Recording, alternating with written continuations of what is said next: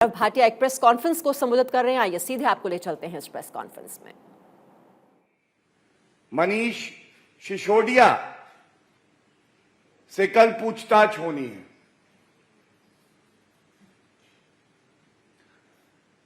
यह पूछताछ की खबर आई किस तरह से कट्टर बेईमान लोग ओछी हल्की घटिया राजनीति करते हैं, यह आपके समक्ष रखने के लिए प्रेस वार्ता है। और बड़े दुख के साथ कहना पड़ता है कि अगर देश की जांच एजेंसी आपको पूछताछ के लिए बुलाती है तो इन कट्टर बेईमान राजनेताओं की मोडस ऑपरेंडी क्या है, ये आज साफ हो गया है। सबसे पहले तो कुछ माह पहले ही खुद ही कहने लगो कि एक्यूज नंबर 1 की गिरफ्तारी होगी, इस नेता की भी गिरफ्तारी होगी। अगर जांच एजेंसियों से डर लगता है तो भ्रष्टाचार किया क्यों अरविंद केजरीवाल जी, मनीष सिसोदिया जी? और दूसरी बात, आप तो कहते थे कि सत्येंद्र जैन कट्टर ईमानदार है। कट्टर ईमानदार है तो 5 माह बीत गए, उसकी बेल क्यों नहीं हुई? अरविंद केजरीवाल अगर कह दें किसी भी नेता को कि वो कट्टर ईमानदार है तो समझ लेना जनता चीख चीख के कह रही है कि ये कट्टर बेईमान है और वो व्यक्ति जल्दी जेल चला जाता है। जब आपके पास ये नोटिस आया मनीष सिसोदिया जी, मैं ये सवाल पूछना चाहता हूं अरविंद केजरीवाल से और मनीष सिसोदिया से भी। आप सारे तथ्य, सारा प्रमाण सीबीआई को कल जाके देते। ये दबाव बनाने की राजनीति क्या है? पूछताछ से पहले ही माहौल बना दो, छाती पीटने लगो। और सच क्या है वो भी मैं आपके समक्ष अभी रखूंगा।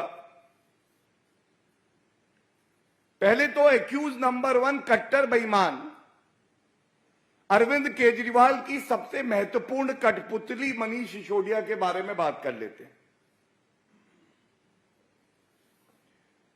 मनीष सिसोदिया उप मुख्यमंत्री हैं, लेकिन अगर उनको अरविंद केजरीवाल का भ्रष्टाचारी कलेक्शन एजेंट कहा जाए तो गलत नहीं होगा।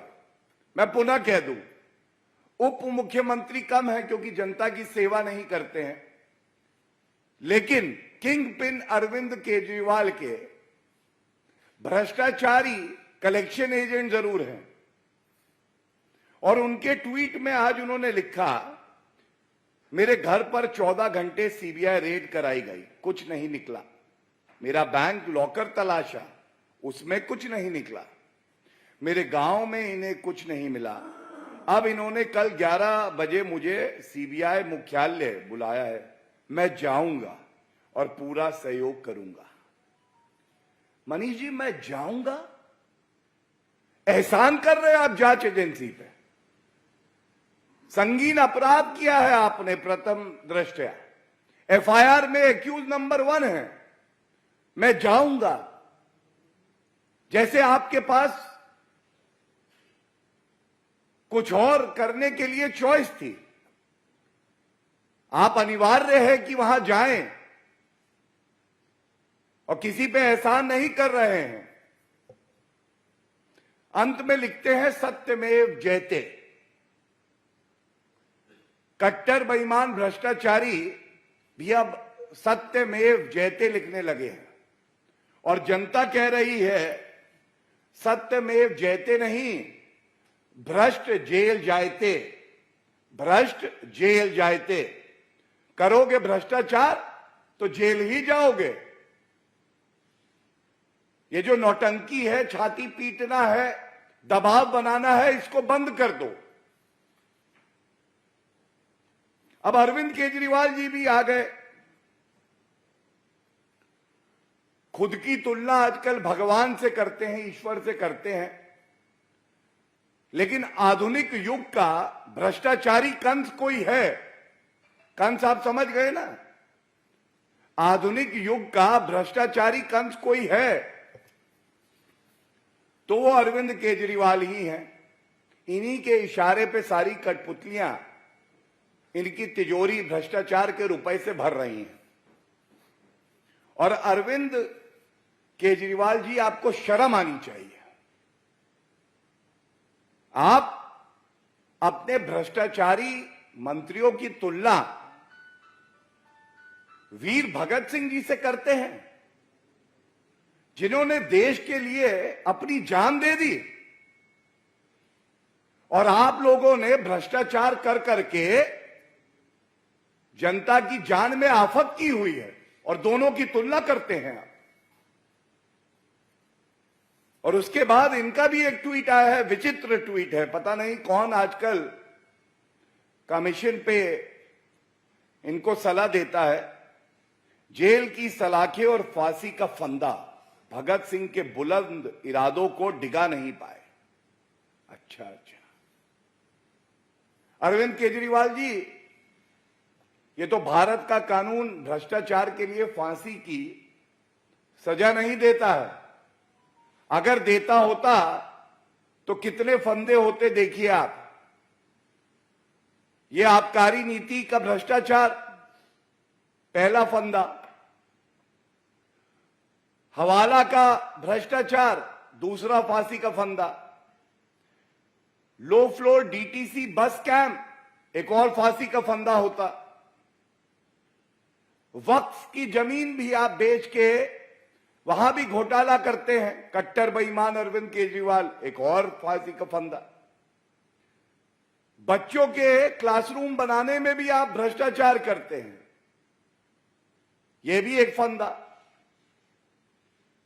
टॉयलेट्स को क्लासरूम समझ लेते हैं। यह स्पष्ट कर देता है कि अरविंद केजरीवाल बहुत घबराए और डरे हुए हैं। और डर की ही वजह है, जो महापुरुष रहे हैं, जो पूजनीय हैं, जो आदर्श हैं हमारे देश के लिए, उनका नाम भी इतने हल्के तरीके से इस्तेमाल करते हैं, और वो भी कट्टर बेईमानों के लिए, भ्रष्टाचारियों के लिए। देखिए, इस मंच से हमेशा जनता के सवाल हमने पूछे हैं, और आज भी एक बात मैं कहना चाहूंगा। हम सब जानते हैं सीबीआई ने एफआईआर करी थी, जिसकी तारीख थी 17 अगस्त 2022। इसमें एक्यूज नंबर 1 मनीष सिसोदिया थे। एक्यूज नंबर 1 सबसे बड़ा भ्रष्टाचारी अरविंद केजरीवाल के बाद मनीष सिसोदिया। आज ये सवाल हम आपसे पूछ रहे हैं, ये ट्वीट आप खेल रहे हैं। 2 माह का समय कट्टर बेईमान मनीष सिसोदिया को मिला।